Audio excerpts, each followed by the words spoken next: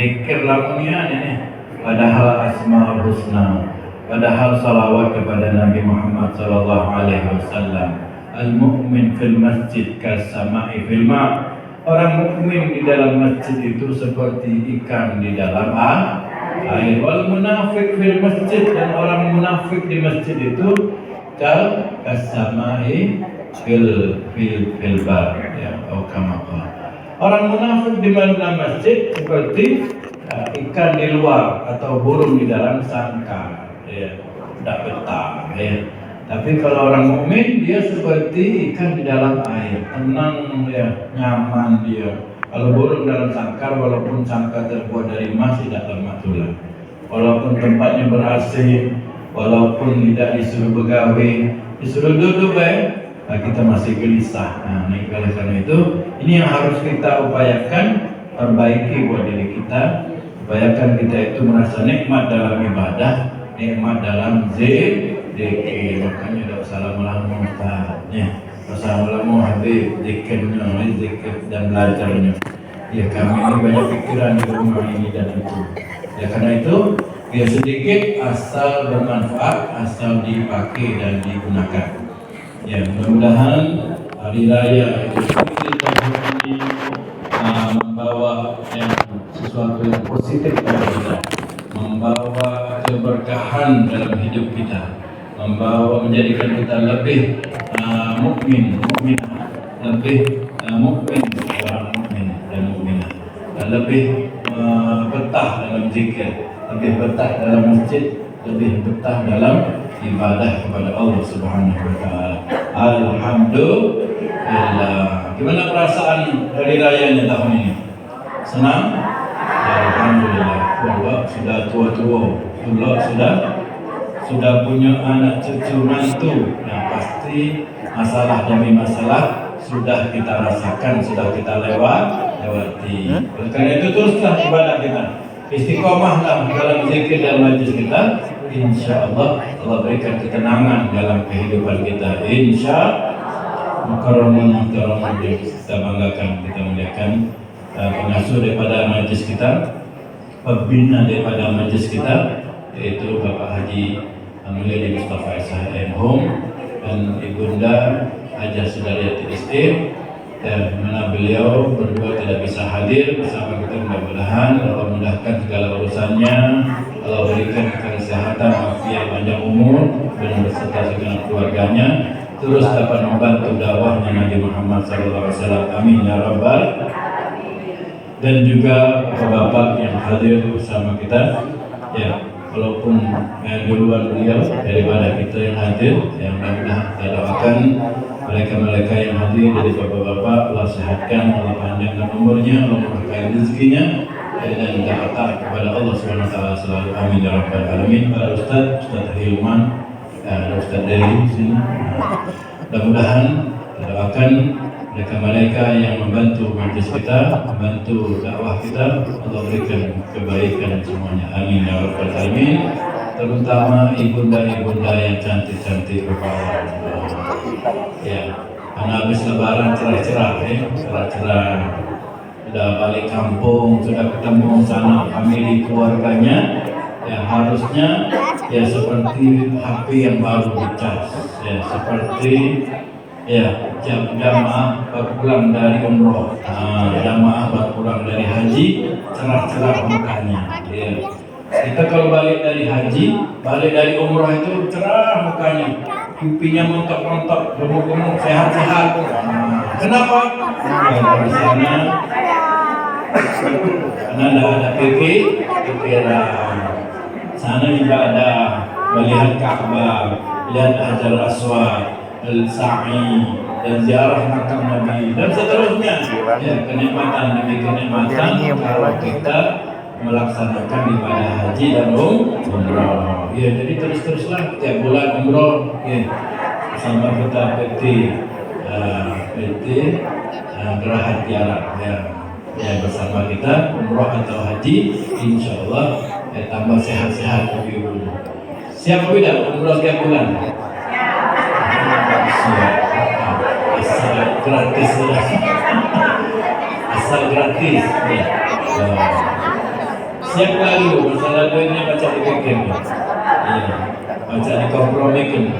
Ya, nak bayar atau nak nabung dan seterusnya. Mudah-mudahan Allah berikan rezeki bagi kita dapat melaksanakan ibadah umroh setiap tahunnya, setiap bulannya dan seterusnya, dan kita dapat melaksanakan ibadah haji. Kita sampaikan kita melaksanakan ibadah haji dan kita mudah kita semua. Amin ya rabbal alamin. Alhamdulillah. Ya, alhamdulillah kita telah melaksanakan sholat Idul Fitri sebanyak 7 takbir dan yang pertama dan 5 takbir yang kedua. Kita sudah bersilaturahmi kepada sanak saudara kita, anak, mantu, cucu, kerabat, teman-teman kita sudah kita kunjungi semua. Walaupun ada yang juga yang masih belum kita ziarahi, kita kunjungi atau mereka belum datang ke rumah kita, kita tetap senantiasa berupaya menjadi orang yang suka menyambung silaturahmi, karena saat dan momen Lebaran inilah kita ini bersenang, kita ini berbahagia. Tidak ada yang atau tidak diperbolehkan di saat bahagia kita susah. Di saat orang susah kita bahagia, tidak boleh. Di saat kita bahagia, orang bahagia, kita pun harus berbahagia. Di saat momen inilah hari raya Idul Fitri, hari raya Idul Adha, kita berhari raya dengan semampu kita, berhari raya dengan apa yang kita miliki, yang biasanya pada kebebasannya 5 tapak, tahun ini cuma bisa 2 tapak, jadilah. Yang penting bersenang-senang, yang penting bahagia, momen saling memaafkan, momen silaturahim dapat kita wujudkan.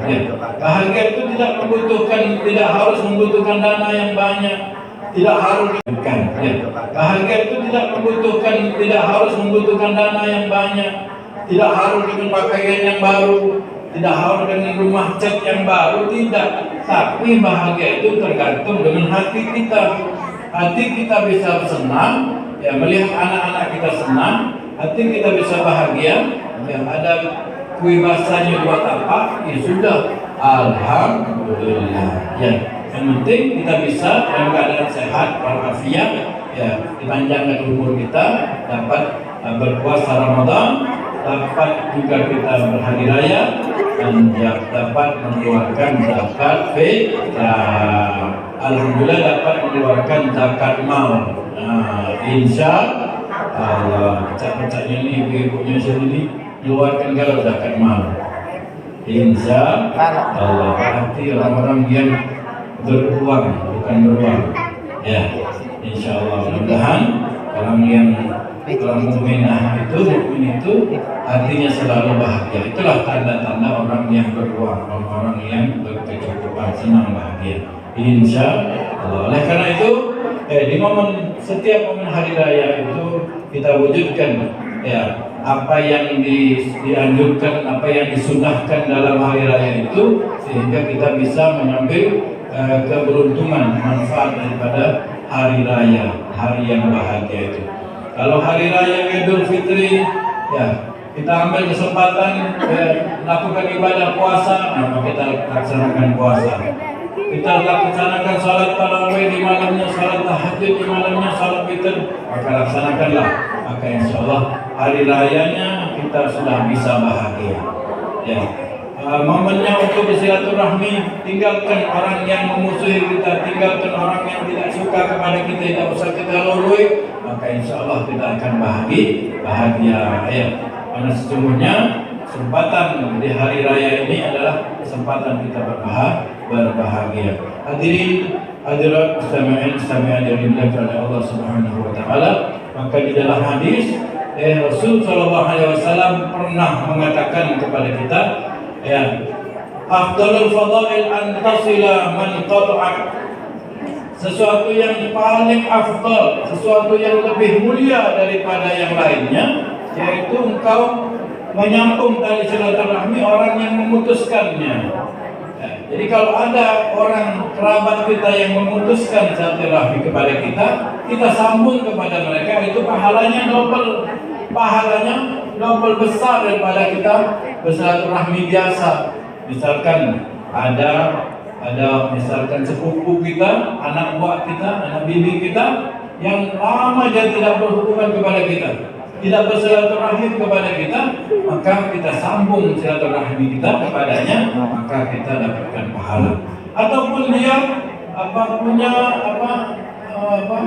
dendam kepada kita, ada tidak senang kepada kita, kita sambung silaturahmi kita kepadanya, maka kita mendapatkan keutamaan lebih daripada orang yang kita sambung biasa.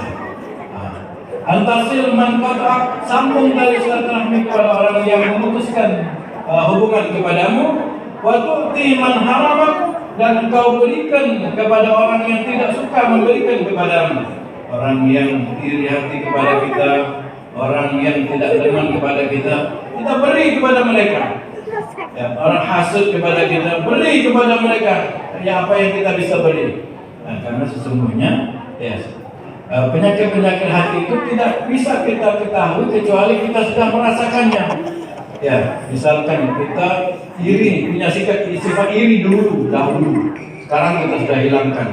Nah, sekarang kita tahu orang-orang yang punya sifat iri kepada kita beri kepada mereka, sambung silaturahmi kepada mereka, berikan hadiah kepada mereka.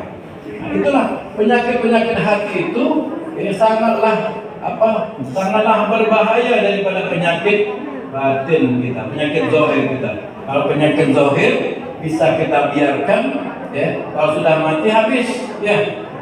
Penyakit zahir kita, ya, penyakit bisul, penyakit demam, ya, penyakit ini dan itu kalau kita seseorang itu meninggal, maka habis, tidak dibawa sampai akhirat. Kata malaikat, berapa banyak bisul banyak yang tidak ditanya nanti di akhirat, tidak komentari.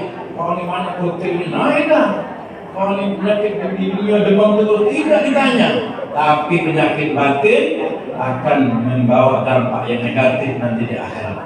Kita mempunyai sifat iri, ya, suka hasad kepada nikmat Allah berikan kepada teman kita. Teman kita lebih mancung, kita kurang mancung dikit. Ini untuk mereka mancung, jadi waktu dia bagi mancung, iri. Nah, kita punya penyakit iri seperti itu, maka harus kita hilangkan. Ya, karena ini penyakit akan membawa dampak negatif sampai di akhirat. Akan menyebabkan dilarang, tidak bisa masuk ke dalam surga Allah Subhanahu wa taala. Semuanya di dalam surga tidak ada orang yang mempunyai penyakit iri. Tidak ada orang yang seperti itu, tidak ada. Muda-muda galau maksudnya. Dalam surga, ya, muda-muda galau. Ya, tidak ada seperti ibu ini. Ya, umurnya 33 tahun, ya. Pas-pas cakep-cakep orangnya, ya, cantik-cantik orangnya. Tidak ada orang-orang yang sombong di dalam surga Allah Subhanahu wa taala. Nah, makanya kita harus menjadikan hati kita hati yang lebih baik, hati yang bersih, jauh daripada penyakit-penyakit hati. Orang yang sombong tinggalkan mereka itu, jangan kita ladeni. Kalau kita meladeni orang-orang yang punya penyakit hati, maka kita sama seperti mereka. Ya. Antur kiman haramak wa tasfahaman zalamak, dan engkau memaafkan orang yang telah menzalimimu. Kalau kita bisa memaafkan, maka itu lebih baik. Memaafkan orang yang berbuat zalim kepada kita, maka nilai kita plus, kita dapatkan pahala. Jadi andaikan ada dan banyak orang yang berbuat zalim kepada kita, ya misalkan kalau dia duduk itu banyak kali tempat kita, ya duduknya rusak dia. Jadi berbuat zalim kepada kita. Atau kalau dia nak ke majlis itu, nak naik duluan tu lah, petinya kita. Berbuat zalim kepada kita. Atau tempat kita, ya duduknya rusak dia. Jadi berbuat zalim kepada kita. Atau kalau dia nak ke majlis itu, nak naik duluan tu lah, petinya kita. Berbuat zalim kepada kita. Atau tetangga-tetangga kita yang kalau dia bicara ribut-ribut, maki tempat kita dan seterusnya. Orang yang berbuat zalim kepada kita maafkan, maka di situ ada nilai plus bagi kita. Namun apabila penyakit hati yang sakit itu sampai dibawa ke akhirat, itu pun terserah kita. Yang penting kalau kita memaafkan, itu lebih baik. Itulah akhlaknya dan budi pekertinya Nabi Muhammad SAW. Ya, Nabi yang menjadi contoh dari awal beliau dilahirkan sampai hari kiamat. Contohnya adalah akhlak dan budi pekerti Nabi Muhammad SAW. Suatu saat seorang sahabat beliau setelah Fathul Mekah, penguasaan kota Mekah kembali. Dulunya kan Nabi Muhammad dan kaum muslimin terintimidasi di kota Mekah, terusir dari kota Mekah. Kira-kira kalau kita orang penduduk Rempang diusir dari kota kita, gimana rasanya? Sedih, susah. Kenapa negeri kita sendiri, kota Rempang, diusir dari tempatnya? Kalau kita penghuni Pulau Komodo diusir dari pulau kita, sedih kita. Dan itulah yang dirasakan oleh Nabi Muhammad SAW beserta kaum muslim lainnya, mukmin lainnya, diusir dari kota Mekah. Kalau mereka tidak mau lari, tidak mau pergi dari kota Mekah, mereka akan terus intimidasi, terus dizalimi. Bu, halo, alhamdulillah masih ada. Kalau begitu, iya, apa masih teringat lapisnya kan? Jadi setelah kaum muslim dan Nabi Muhammad SAW kembali dapat menguasai kota Mekah, kota Mekah, di situ Nabi dilahirkan, di situ ayah dan bunda Nabi dan seterusnya, keluarga Nabi, keluarga besar ayah, keluarga besar ibu Nabi, itu mereka ada di kota Mekah, dan Nabi kembali dapat menguasai kota Mekah. Itu ada seorang yang bernama Utsman bin Talha. Utsman bin Talha ini dari dulu beliau dan dari keluarga kakek-kakek beliau itu ditugaskan untuk memegang kunci Ka'bah. Jadi dari dulu sampai sekarang yang memegang kunci Ka'bah itu keluarga daripada Utsman bin Talha. Jadi keturunan dari ayahnya mereka memegang kunci Ka'bah. Dan ada lagi yang memegang, yang bukan bagian mengganti pakaian Ka'bah, pakaian atau tirai Ka'bah. Itu keluarga yang lain-lainnya. Jadi dan sampai sekarang itu tetap daripada keluarganya. Ini sahabat Utsman bin Talha, ini beliau yang memegang kunci Ka'bah. Dan tatkala Nabi dan sahabat kembali menguasai kota Mekah dan mendapat menguasai Ka'bah secara khususnya, maka Nabi Muhammad SAW pengen masuk Ka'bah, pengen dekat dengan Ka'bah. Beliau minta pinjam kunci Ka'bah. Akhirnya dikarenakan beliau adalah Nabi asli penduduk Mekah, dan beliau adalah termasuk pemimpin Quraisy dari keturunan ayah dan kakeknya, maka dipinjamkan kunci Ka'bah tersebut. Akhirnya setelah beliau memegang kunci Ka'bah dan beliau membuka Ka'bah, beliau masuk ke dalam Ka'bah dan sholat dan seterusnya ibadah di dalam Ka'bah. Kemudian setelah itu, kalau kita bagaimana? Sudah jadi gubernur Sumatera Selatan, dia boleh lah mintanya kunci Ka'bah jadi, atau minta duplikatnya, aku ini gubernur. Tapi Nabi Muhammad SAW tidak. Nabi walaupun beliau sebagai pemimpin pada saat itu, orang yang paling dimuliakan, orang yang nomor satu saat itu di kota Makkah, beliau tidak mau mengambilnya. Beliau tatkala beliau memegang kunci Ka'bah tersebut, mendapatkan wahyu dari Allah Subhanahu wa taala. Allah Subhanahu wa taala memerintahkan, ya ayyuhalladzina amanu, wahai orang-orang yang beriman, antu'addul amanati ila ahliha. Hendaklah kalian melaksanakan amanah-amanah, kembalikan kepada orang-orang yang berhak di dalamnya. Akhirnya Nabi Muhammad mendapatkan wahyu dari Allah, dan saat itu paman Nabi Sayyidina Abbas pun datang dan mengatakan bahwasanya, apakah kunci Ka'bah masih ada bersamamu? Maka Rasulullah SAW mengatakan, iya, saya akan kembalikan, dan ini adalah perintah Allah Subhanahu wa taala. Tatkala beliau datang kepada sahabat yang bernama Utsman, sahabat yang bernama Utsman bin Talha, yang beliau yang memegang asalnya kunci Ka'bah, dan beliau katakan, ini saya mendapatkan perintah dari Tuhanku untuk mengembalikan kunci ini. Beliau dengan terkejutnya bahwasanya dia kira tak mungkin yang memimpin pada saya itu mengembalikan kunci lagi. Tapi karena perintah Allah, beliau pun saat itu masih belum beriman kepada Nabi Muhammad SAW. Beliau terkagum-kagum dengan akhlaknya Nabi Muhammad SAW. Dia mengatakan, saya belum pernah mendapatkan akhlak yang mulia.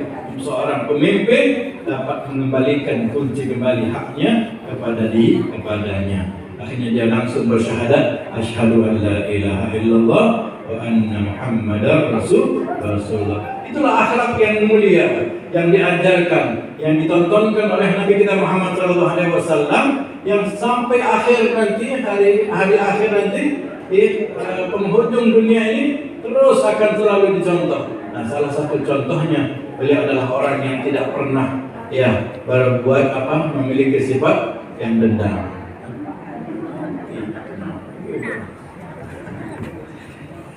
Tidak memiliki sifat dendam. Orang yang selalu menyambung tali silaturahmi walaupun orang lain memutuskan silaturahmi kepadanya, sehingga beliau mendapatkan kemuliaan di sisi Allah Subhanahu wa taala. Jadi orang yang suka menyambung tali silaturahmi adalah orang-orang yang akan memiliki kemuliaan di dunia sampai akhirat. Orang-orang yang akan memiliki derajat di sisi Allah Subhanahu wa taala. Jadi penting silaturahmi itu harus disambung. Jangan sampai kita